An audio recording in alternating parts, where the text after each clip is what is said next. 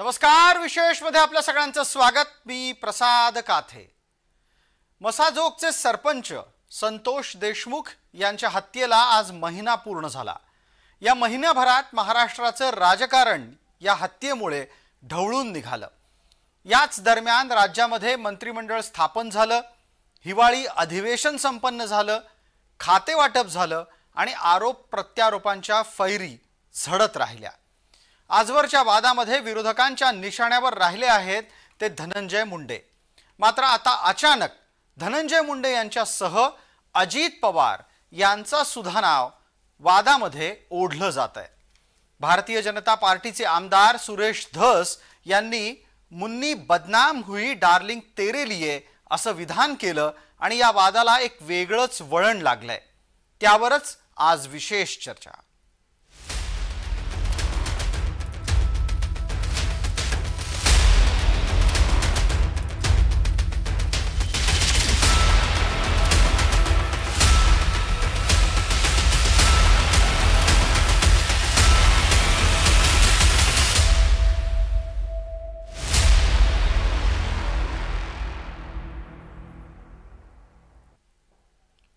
मराठवाड्यातल्या पैठण इथं आमदार सुरेश धस गुरुवारी निघालेल्या मोर्चाच्या निमित्तानं आले होते। मेळाव्यामध्ये संतोष देशमुख यांच्या हत्येचा निषेध व्यक्त झाला आणि मेळावा संपल्यावर धस यांनी नवीनच तोफ डागली। मुन्नी बदनाम होणे याची दक्षता तुम्ही घेताय का? मुन्नी बदनाम झालेली अगोदरच। अच्छा, मुन्नी बदनाम हो गई डार्लिंग तेरे लिए। जितेंद्र डार्लिंग जे आहे त्याच्यासाठी मी पूर्णपणे मुन्नी बदनाम झालेली आहे। मुन्नी बदनाम होणे याची दक्षता तुम्ही घेताय का? मुन्नी बदनाम झालेली अगोदरच। अच्छा, मुन्नी बदनाम हो गई डार्लिंग तेरे लिए। जितेंद्र डार्लिंग जे आहे त्याच्यासाठी मी पूर्णपणे मुन्नी बदनाम झालेली आहे।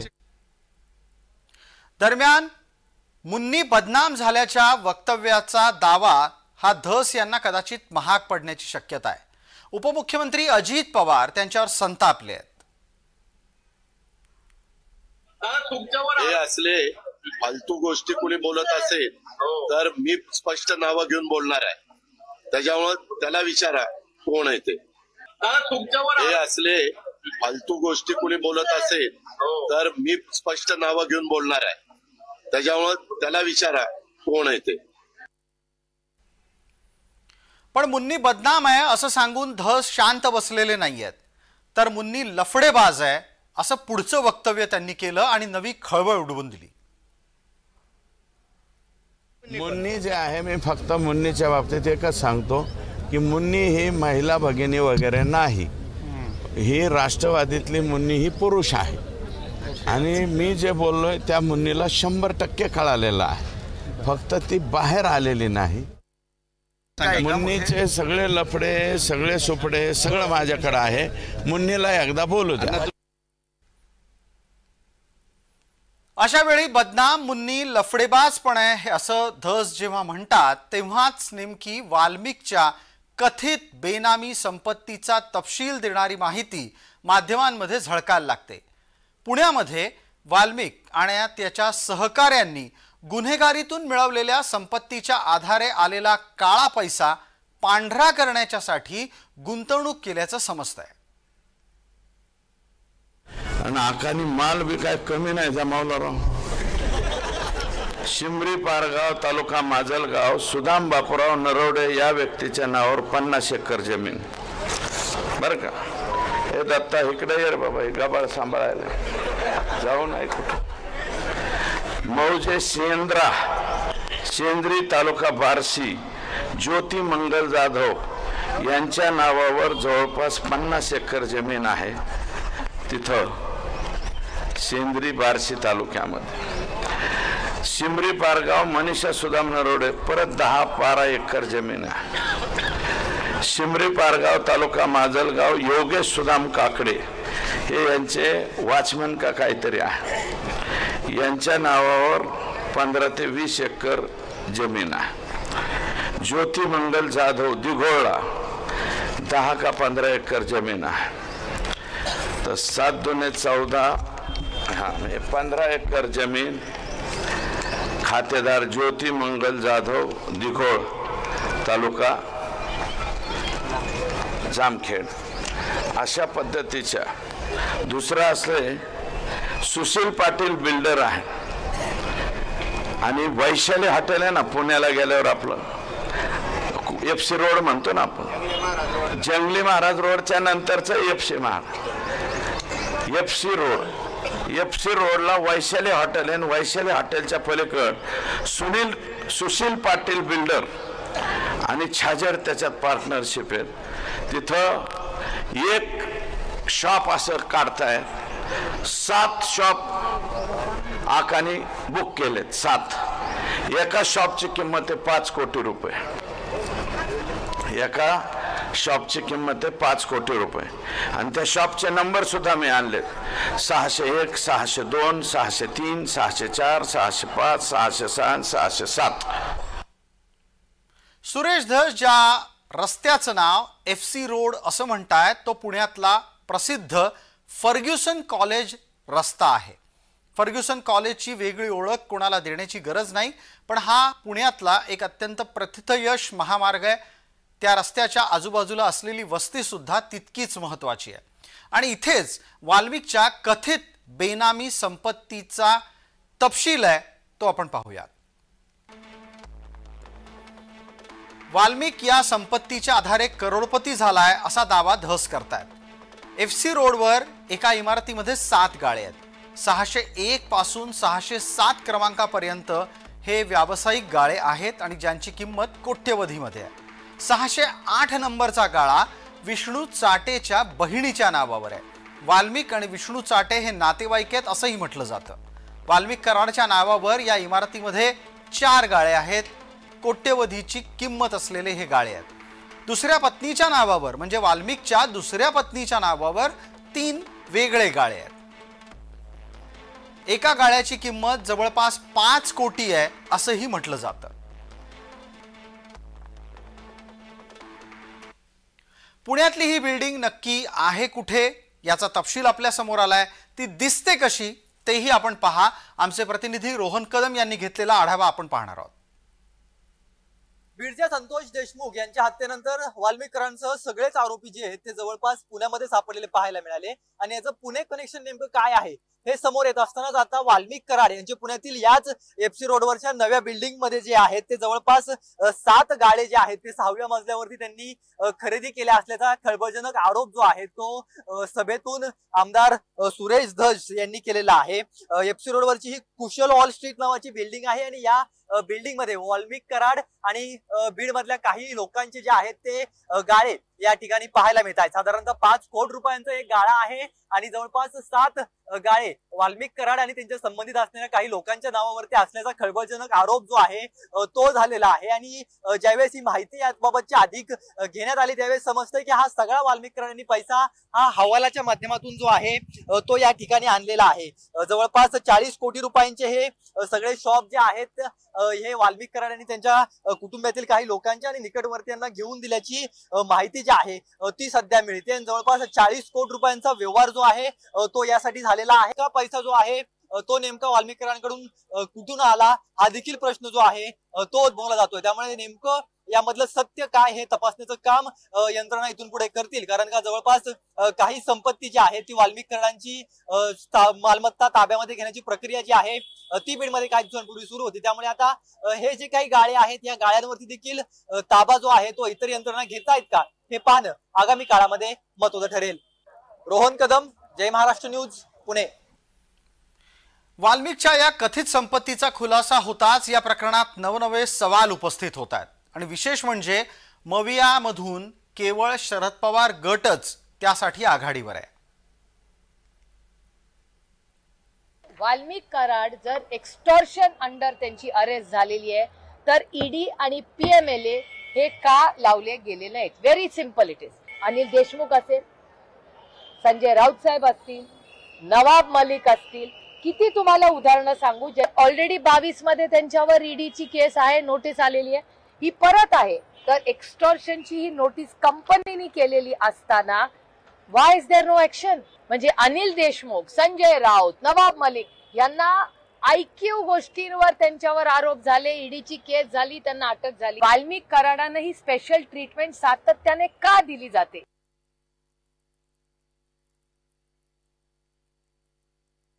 तुझी लाभार्थी टोळी आणखीन तरी धनंजय मुंडे तिला थांबव. तू खोलात चाललाय, तू फसत चाललाय, तू फसणार आहे. आता तू मला खेटलाय, आता बघतो तू उभी. तो इतके मॅटर येतं परळीपासून मुंबईपर्यंत. तुमच्याकडे एक माणूस गाभा सांभाळायला पट्ट्याकडे लय मोठे आणून द्यायला लागलेत. इंग्लिश सोडून देतो, मराठी धरतो. याचा भुकटा तो मी आता तो नादी लागलास ना, नसतं थोपडर नाव घेतलं नाही राव मी. 20-25 दिवस झालं तू मंत्री होय, आमदार होय, सरपंच होय, नाही तिकडे वाड्यावाड्याने हिंड. सुरेश धस हे सध्या बीड जिल्ह्यामध्ये मुंडे विरोधी आघाडीचं नेतृत्व करतायत. सुरेश धस यांच्या निशाण्यावर सर्वप्रथम आहेत धनंजय मुंडे. त्या पाठोपाठ अजित पवार हे सुद्धा धनंजय मुंडे आणि इतरांच्याहीच बरोबर सुरेश धस यांच्या निशाण्यावर आलेत. पण धस यांचा धनंजय मुंडे आणि अजित पवारांवर इतका राग का आहे ते लक्षात घ्या. हे सगळं राजकारण महाराष्ट्राच्या विधानसभा निवडणुकीच्या आसपास सुरू झालं. सुरेश धस आष्टीतून भारतीय जनता पार्टीचे उमेदवार होते. त्याच वेळेला सुरेश धस यांच्या विरोधामध्ये भीमराव धोंडे यांनी निवडणूक लढवली आणि त्यांना मुंडे घरातूनच फूस मिळाली हा धस यांचा आरोप आहे. इतकंच नाही तर राष्ट्रवादीनं भारतीय जनता पार्टीचे उमेदवार असलेल्या धसांच्या विरोधामध्ये बाळासाहेब आजबे यांना आष्टीमध्ये मैदानात उतरवलं. ही लढाई मैत्रीपूर्ण झाली, पण त्याची चर्चा राज्यभरात होती. राज्यभरातल्या या चर्चेत मुंडेंनी खेळलेल्या राजकारणामुळे धस संतप्त आहेत आणि त्यांना पराभूत करण्यासाठी केलेल्या प्रयत्नांचा बदला घेण्याचा ते आता प्रयत्न करतायत, असं राजकीय निरीक्षकांचं मत आहे.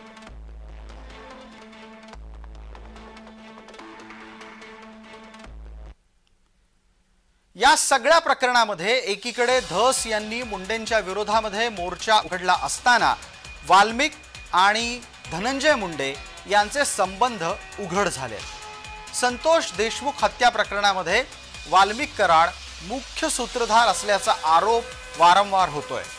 धनंजय मुंडे यांची वाल्मिक सोबतची दोस्ती त्यांना महागात पडणार की काय अशी शक्यता म्हणूनच चर्चिली जाते आहे. म्हणूनच बीडची मुन्नी कोण या प्रश्नाचं पहिलं उत्तर मिळतं आणि ते असतं वाल्मिक कराड. दुसरीकडे वाल्मिक कराड जर धस यांच्या लेखी बीडची बदनाम मुन्नी असेल तर हाच वाल्मिक कराड कालपर्यंत सगळ्यांच्या आवडीची व्यक्ती होता, हेही विसरून चालणार नाही. जे आज वाल्मिक कराडवर टीका करतायत ही सगळी मंडळी पूर्वी वाल्मिकच्या कौतुकाचे पाढे म्हणायचे. एक उदाहरण दाखवतो. आपल्या या कार्यक्रमाची कल्पना त्यांनी मांडून अभूतपूर्व असा कार्यक्रम केला आणि जे या कार्यक्रमात व्यासपीठावर बसलेले नाहीत ते वाल्मिकराव कराड.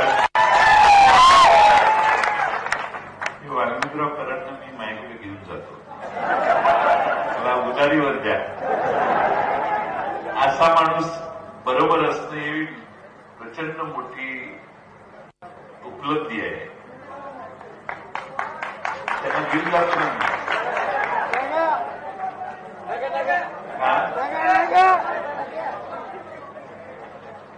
मी पक्षाचा अध्यक्ष आहे, मी म्हणेन तेच होतं. वाल्मिक कराडच्या विरोधात जो नेता बोलतोय तो नेता सातत्यानं सूत्रधाराचा उल्लेख करतोय. यासाठी सध्या चर्चेत असलेला शब्द आहे आका. आता धस जर वाल्मिकला बदनाम मुन्नी ठरवणार असतील तर त्याचा आका कोण हा प्रश्न आहेच.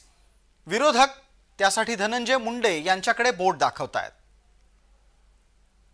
हे पहा, ह्या सर्व गोष्टी सर्व लोकांना माहीत आहेत, मुख्यमंत्र्यांना माहीत आहेत, उपमुख्यमंत्र्यांना माहीत आहेत. कोणाचा राजकीय वरदास्त वाल्मिक कराडला होता.